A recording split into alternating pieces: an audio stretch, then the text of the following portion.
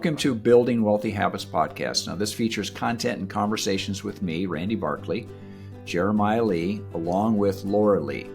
On this podcast, we share financial advice from a team of certified financial planners, including a California licensed attorney, an MBA professional with collective experience of over 40 years.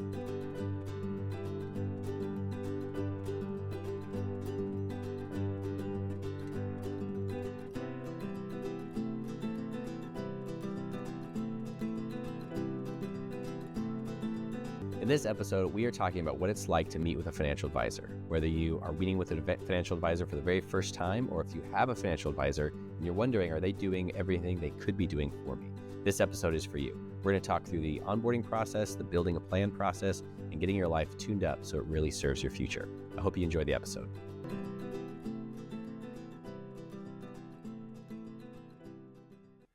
Hey, what do you got on your wall? I didn't notice that before. I'm so glad you asked. We got some new artwork in our office, and in previous recordings, for those who are watching this episode, I would typically keep the doors closed to the unit behind me, but now I opened them because I wanted to show off this beautiful painting. This is a magnolia. And anyone who knows the Riverside area knows that the magnolia tree is fairly significant to our area, right? They're all over the place. Well, our office is on. And, yep, Magnolia Avenue. That's right. The office has been here for forever, it seems like. So we're known to be located on Magnolia Avenue, and the magnolia tree is also significant to Riverside. So the other story is that this is a local artist and a friend of mine. We actually grew up together, and she paints beautiful custom artwork of different plants and scenic sort of perspectives of Riverside. Yeah. And I just think she does a wonderful job. She's one of my favorite artists. So her name is Lindy Pardee, Pardee. And for any of our listeners that are interested, yes, come into the office and check out our beautiful paintings. Yeah. Yeah, there's a few more. So there's this one, of course, the magnolia that's in Laura's office. There's 3 others that are of like a bougainvillea. And I don't know if we have the oranges here, but Lindy also does a number of oranges, which are important to Riverside. Yeah. We have actually some of those in our home as well. Yep. She has oranges and yep. Good. Yeah, I guess I get bookshelves. I don't have any artwork here. I've got blinds. You know. There you go. We're all a work in progress. We're doing little updates here and there. So. Some people have more style than others, and obviously it passes over to you guys than it does to me. Anyway, so good. Well, I enjoy it. So thank you, Lindy, if she's listening, and for our listeners, go check out her artwork. She's amazing. So, yeah. All right. Well, what are we talking about today? Who wants to kick us off? Yeah, well, I'd say today we are talking about what is it like to meet with a financial advisor? Like, what should you expect when you say, hey, I do need some help. I would like to kind of supercharge where I'm going. I got some goals. I have some visions.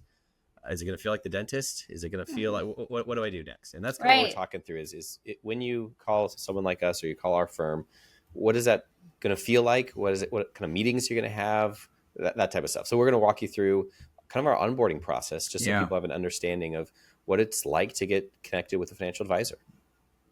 Cool. Yeah, I think the whole issue is that people have a lot of expectations, and I always start the meeting out, and of course we've all been together on this, and I always ask the question, what drove you? What is the primary reason for us to have this meeting today?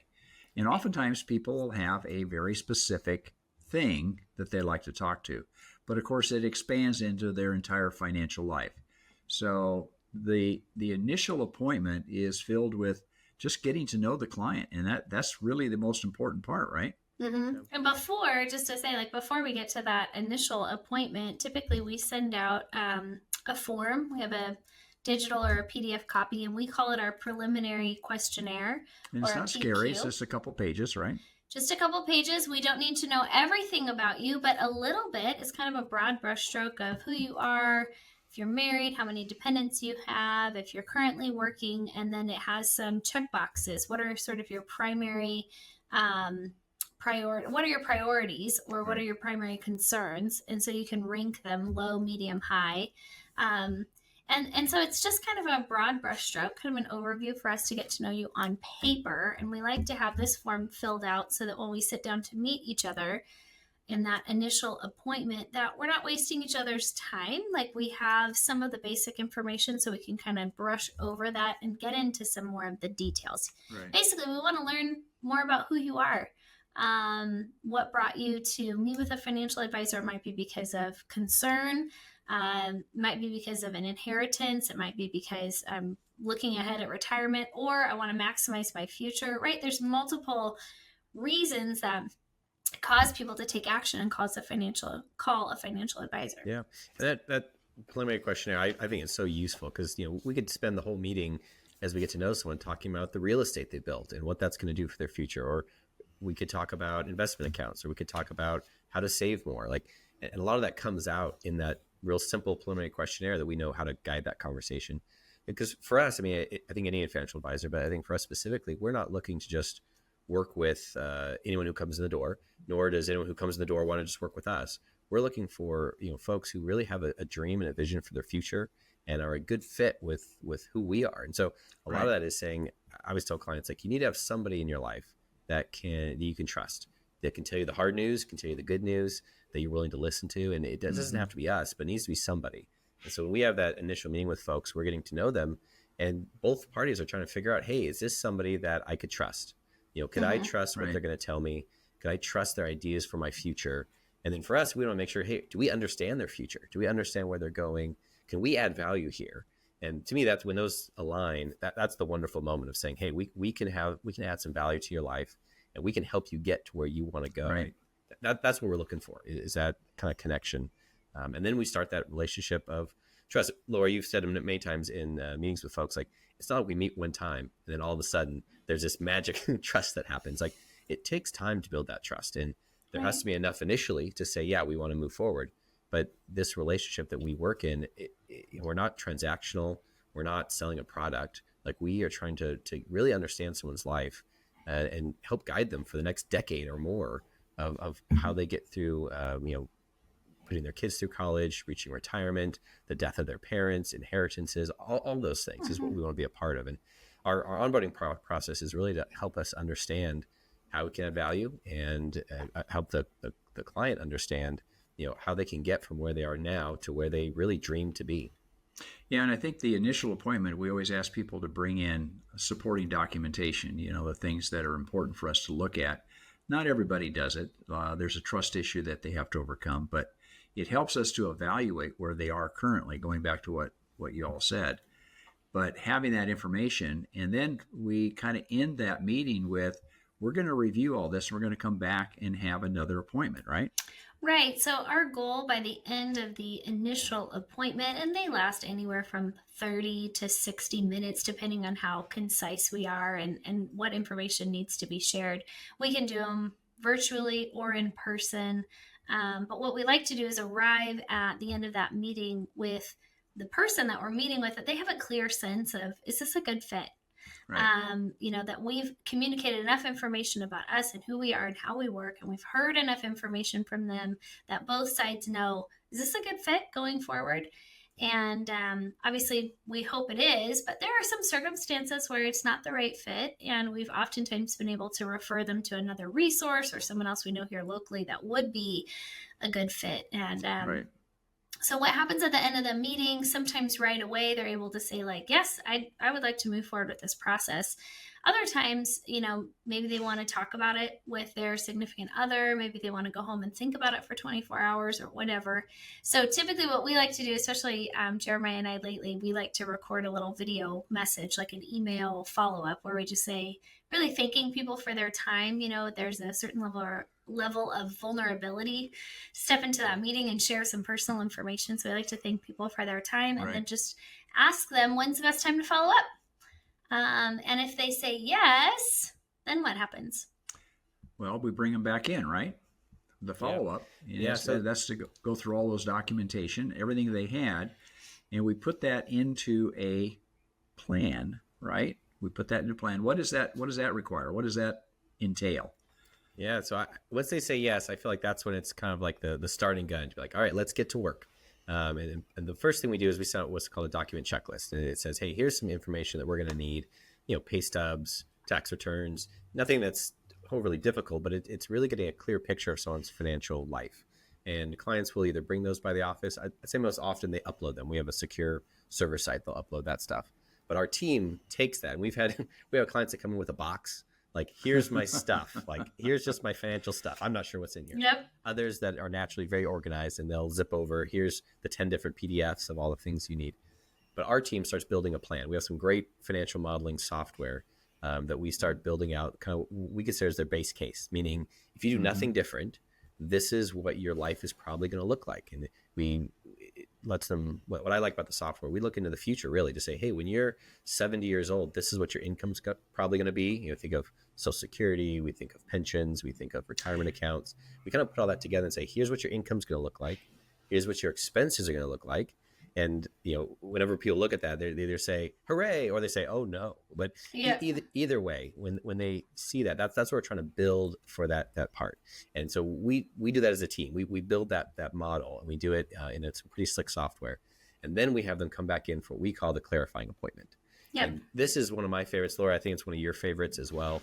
Because we sit down and we say, okay, based on everything you've given us, this is what we've built. This is what looks like your life. Do we miss anything? And it's great in that moment to say, well, I didn't mention last time, but we would love to start traveling more. Or, hey, I wasn't sure if it was even possible, but I would really like, and we start building that into the plan to say all these what ifs. And it becomes really fun because the way the software works is once we get that base model of their life, we have all these variables that we can play with and say, what if you retire early? What if you work for 4 more years? What if you have a health concern? What if you travel? You know, we click all these buttons and you can see the impacts it would have on their finances. And I've seen so many clients light up in that meeting and start getting excited about, it looks like we might be okay, but what if we also did this? What if I have to care for my parents? What if we travel? And to me, that's a lot of fun. That's where the fun comes out of really looking at someone's life. And at the end of that meeting is often where we're able to provide some actual advice to say, hey, we've looked at your life. We understand your circumstances. Now we've kind of played with what you want to do, what you're scared to do. And now we say, okay, great. Here's a plan that we really like. The clients are excited about it. We're excited about it. Here's the 4 or 5 things that we think you need to do differently to really get you there. And, you know, I've had clients at the initial meeting, they'll ask those questions. What should I do different? And the answer often at the initial meeting is, I don't know yet. Like, it depends. That's your favorite answer. It depends. But I say we need to do some real math. We need to do some real analysis. So in that clarifying appointment, we're able to say, here's some real math. You know, here's your model. Here's all the variables we just talked about. Let's kind of pick the snare that they're really excited about and then see what we need to do to make that work.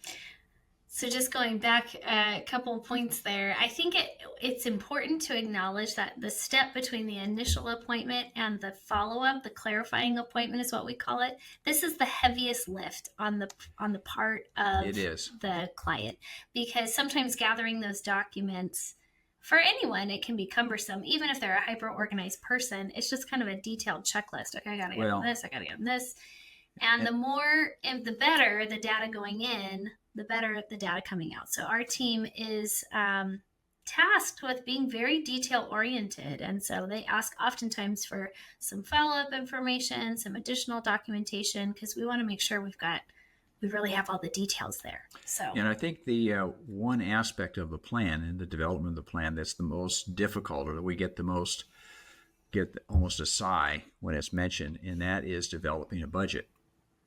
And most clients, it's just really is a hard issue. But we not only provide a form, but we also have a methodology in which to help that client develop that budget. But it's so important to know how you spend your money. And we're not trying to, reveal some area where you're not going to tell the other person, the spouse or whatever. But we're trying to get a good understanding of how you spend your money. And there's ways for us to monitor that if we have a number that's too high or too low over time. And it doesn't have to be exact to the penny, but there has to be a measure of, this is your lifestyle, right?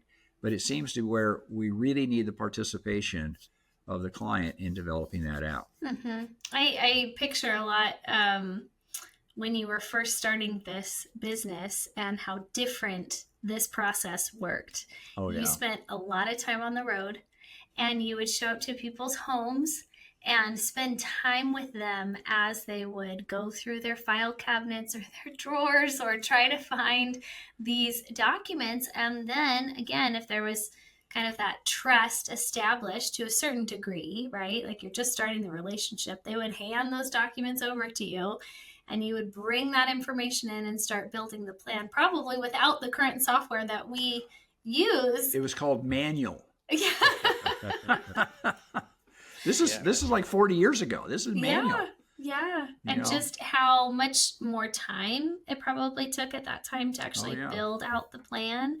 The software that we use makes the process more efficient, but what I love about it is you get to quickly employ variables and see what the long-term impact is. Right. And so that's the part of the clarifying meeting that I think is really can be really intensive and can really be rich, because sometimes, Jeremiah used the word fun. Sometimes, yes, it is fun. We like to invite our prospective clients into dreaming. What would you like to do in retirement? What if you traveled X amount more per month? You gave away X amount of money, whatever. Let's dream a little bit.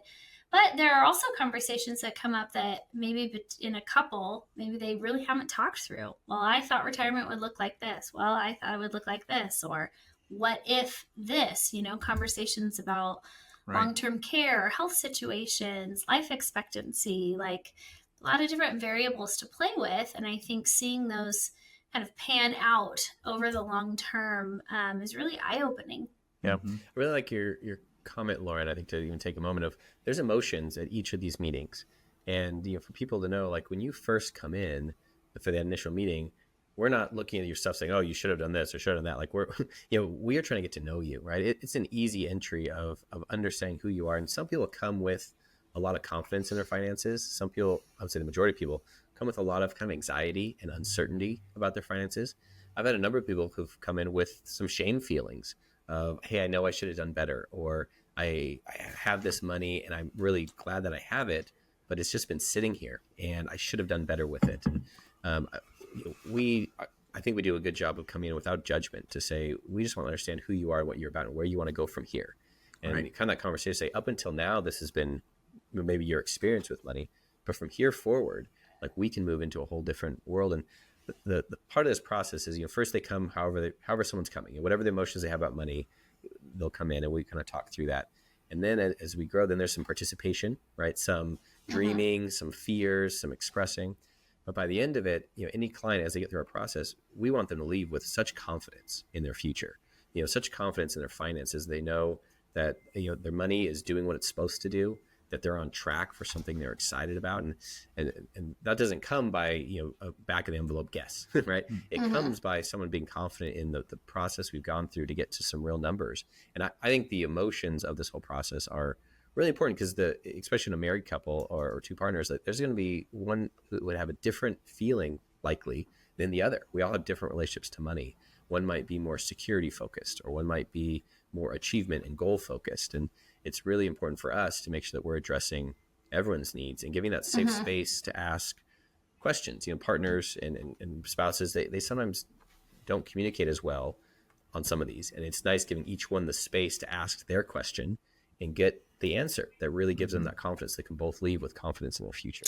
Yeah. And you bring up a really good point. I think it's so critical that if we're meeting with a couple, that both people understand what we're talking about. There's naturally probably one person in the couple that is more in tune with finances, or has managed the household finances, or is just more interested in investments. But at this point, it's really important that in this point in the process that both feel equally included, and that, truly no question is a stupid question. Like, ask as basic as they are, like, because, you've done this long enough, Randy, that in the end, it might be that one of the spouses passes away and the other one is left with having to deal with these finances. We want to know they understand. And it does happen. Obviously, we have a large number of widows and widowers in our clientele base. And in some cases, it is the one person who never took care of the finances. The one who passed away is the one that handled all the budget, handled all the investments, did all that.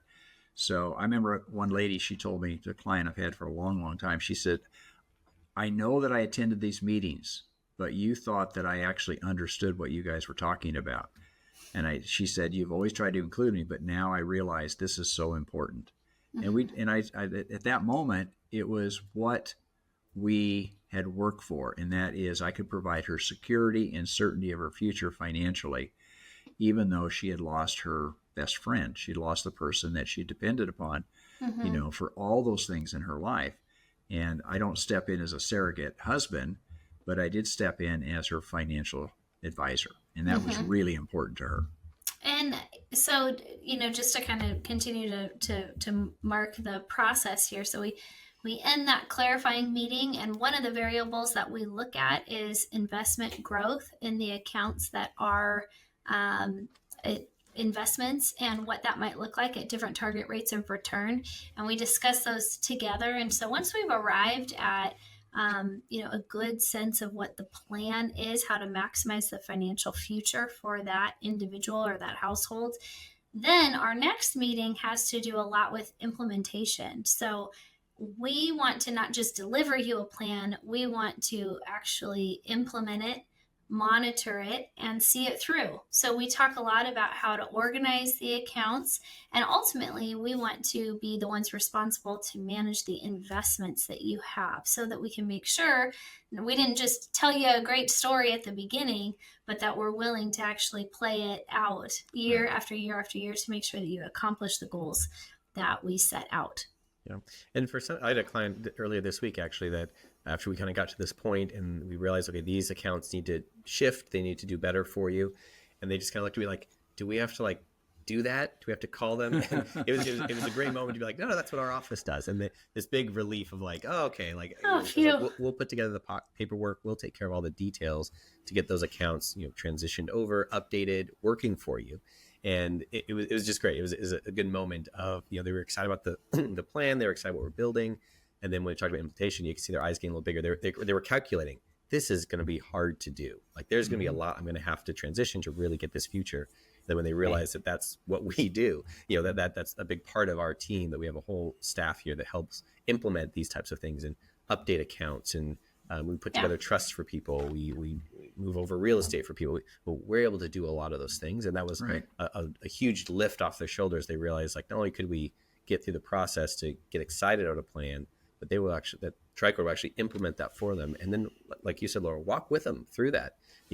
Life's going to develop, life's going to adjust. And it's very common that we'll have plans, that will pivot a little bit as we go forward.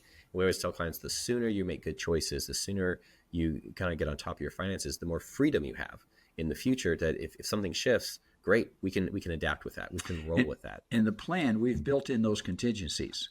We've talked about what if. And so we talk about what's the likelihood of what if. And healthcare delivery is one of the big what ifs, but also the loss of a spouse is a what if. Yeah. And we build that into the plan so that the surviving spouse or the person will know, okay, this is not a complete surprise. We know what's going on here, and we have a good understanding of what's going to happen to the person who's surviving, right? Yeah. And so we've got that information. Yeah, and so just to wrap up our discussion, typically the onboarding process takes a series of roughly 5 to 6 meetings. And what we do during those meetings is a full 360 review of your financial life. And that includes things like your estate plan and life insurance, not just investments. We look at tax. So we do kind of a full 360, and that takes time, and we're along for the ride. We're not in a rush. We like to make sure that we walk at the pace that you feel comfortable with.